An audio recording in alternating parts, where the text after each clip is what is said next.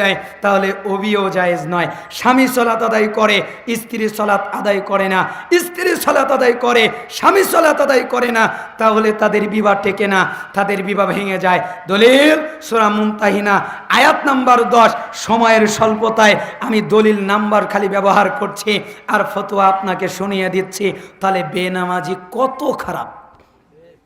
আবারও বলে কি জানেন, কয় আমি নামাজ না পড়লে কি হবে, আমি রাস্তা করে দিয়েছি, আমি দান করে দেই, আমি মসজিদ করে দেই, আমি মাদ্রাসা করে দেই, আমি গরিবদের দেই, আমি এতিমদের দেই, আমি গাছ লাগিয়ে দিয়েছি, আমি রাস্তা মেরামত করে দিয়েছি, আমি রাস্তায় বিশ্রামাগার করে দিয়েছি, নামাজ না পড়লে কি হবে, আমার ঈমান ঠিক আছে, এই আমলগুলো আমাকে জান্নাতে নিয়ে যাবে।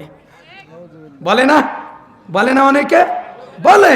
অথচ আল্লাহর নবী কি বললেন, আউয়ালু মা ইউদায়। তাহলে চ্যানেলটি সাবস্ক্রাইব করে আমাদের সঙ্গেই থাকুন।